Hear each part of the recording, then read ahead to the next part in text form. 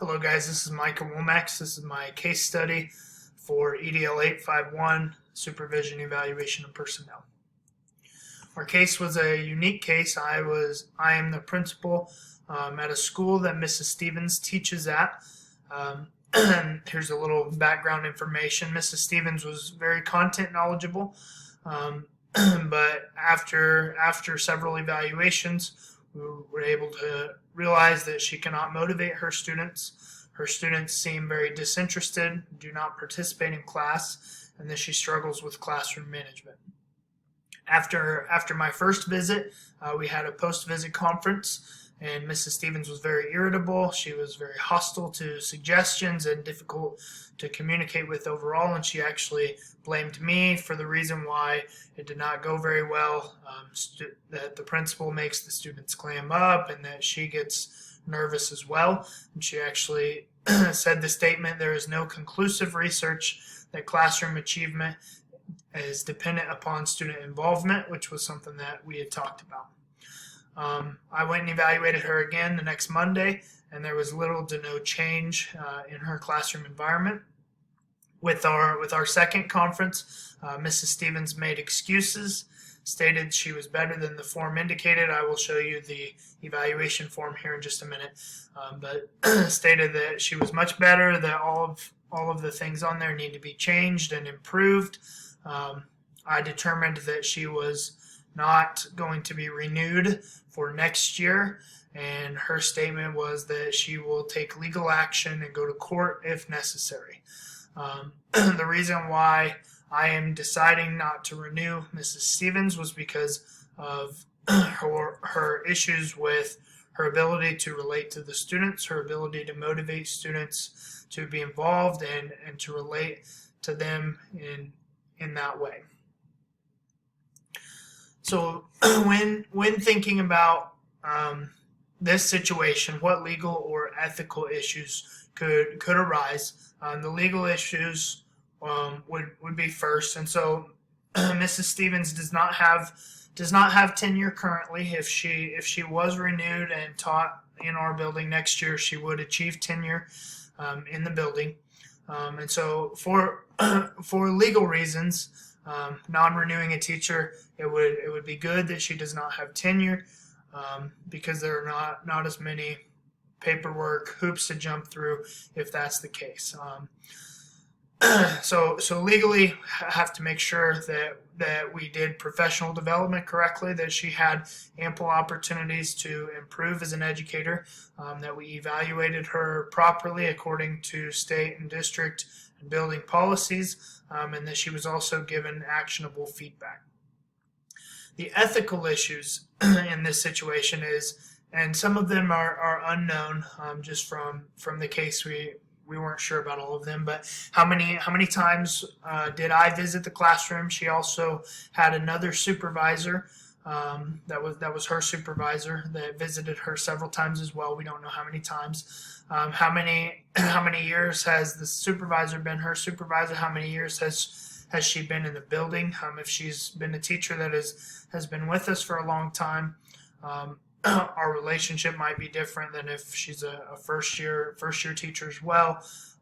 Like what input did the supervisor give to me as the principal is something that we would want to know as well.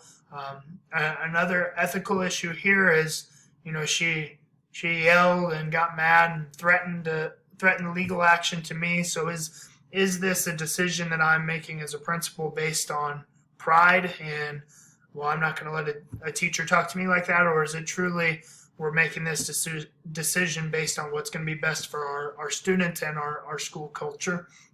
And lastly, for ethics is like who is going to be affected with this decision besides just Mrs. Stevens, but who is she around that is going to affect that as well?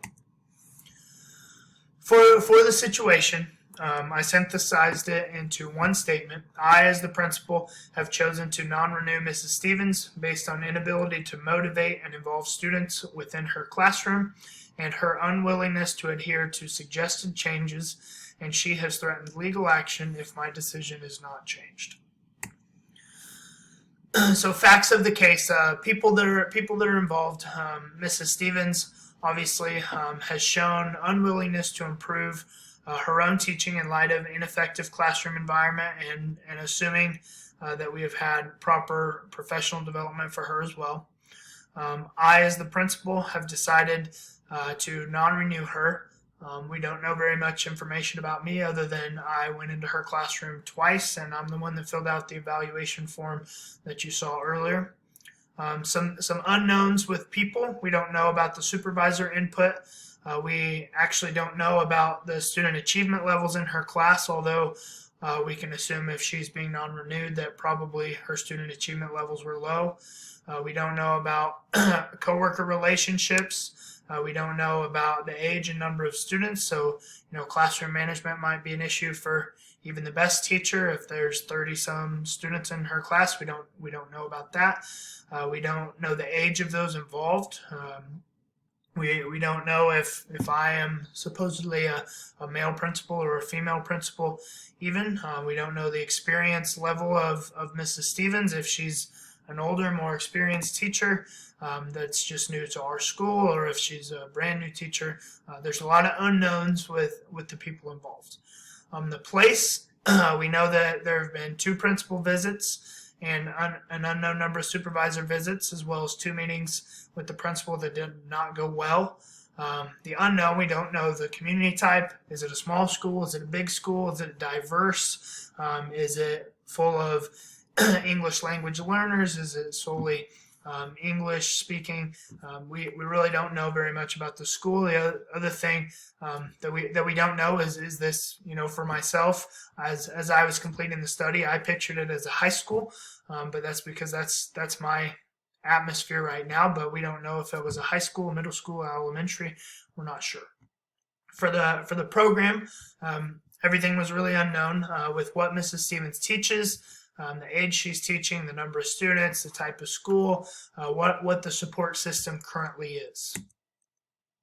So in review, in what way will my decision affect the community? We have to think about not only how it's going to affect Mrs. Stevens' class personally, but what her relationship is with the environment of the school. How is it going to affect the culture of our school? How will individuals be affected? Not only Mrs. Stevens again, but students, staff, administration. That's something we have to take into consideration as well. Should anyone else be consulted before making a decision? I believe that there was probably some discussion between the supervisor and the principal, but we don't know that for sure. And then what else would I need to know before making a final decision? And I think some of that stuff is really unknown. I would want to have a discussion with the supervisor, have a discussion probably with the department head as well, and probably sit down with Mrs. Stevens again. So our options, I came up with 3 options that I could do as of right now. The first option is that I would give in to Mrs. Stevens, that I would say that she's right. We didn't do anything correctly. I would change her evaluation form to say that she's a better teacher than what I currently have, and she would be renewed for next year. Option 2 was set up a plan of improvement for her, allow her renewal dependent upon her improving in all of the pieces on the evaluation form for next year, and that she would be under scrutiny for next year. And option 3 would be to continue with her being non-renewed, with the understanding that she is the teacher and the person listed in her evaluation, that we evaluated her properly, and she is not best for our school, for our students, and our school culture.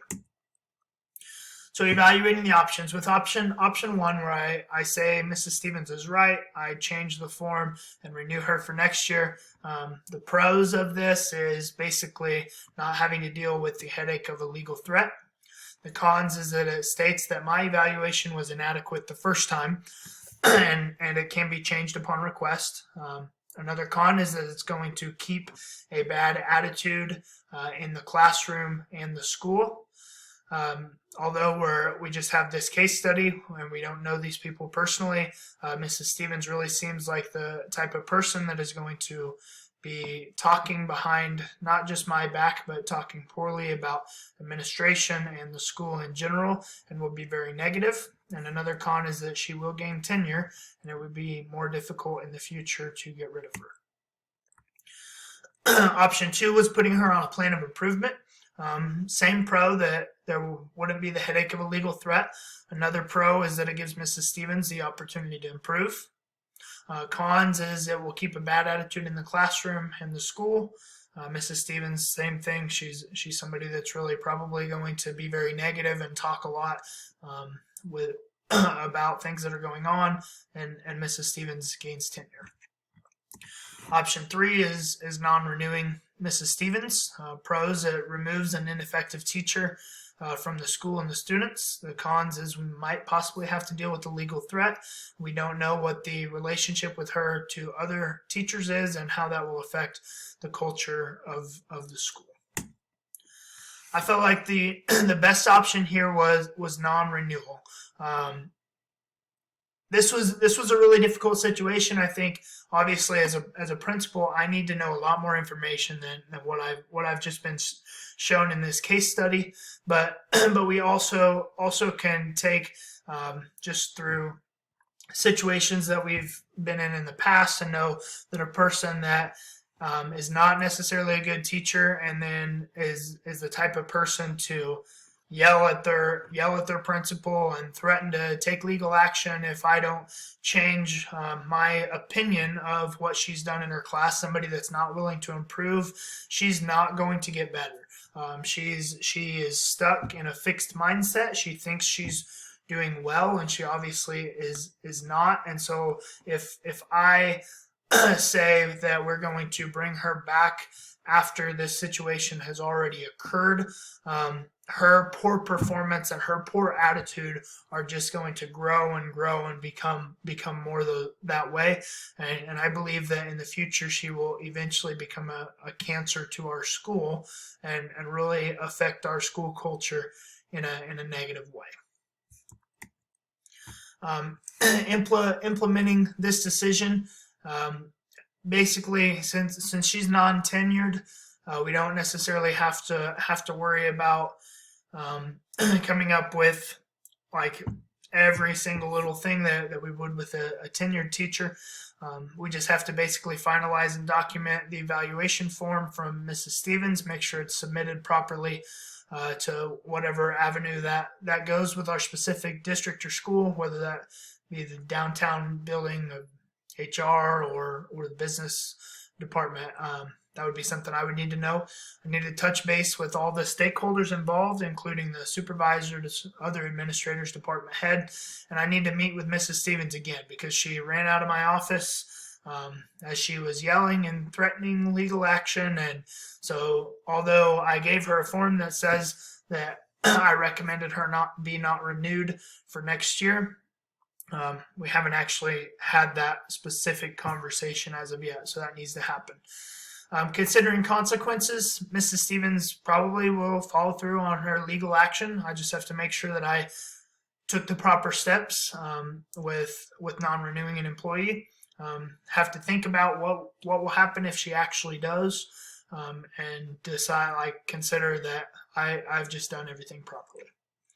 So in the future, I obviously would not like a situation to go like this. I think the main issue here was there was really not a relationship built between myself as the principal and between Mrs. Stevens as the teacher. And so that's something that I need to do much better moving forward. Is to make sure that I'm building relationships with teachers so that they trust me and know that I want what's best for them, not that I'm against them in some way.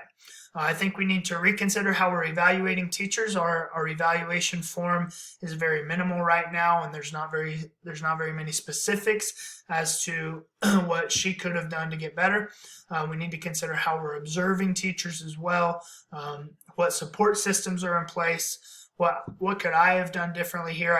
I think I would have maybe started this stuff a lot sooner than May. How do we reach teachers that are unwilling to take criticism? and what can I do moving forward. So thank you guys.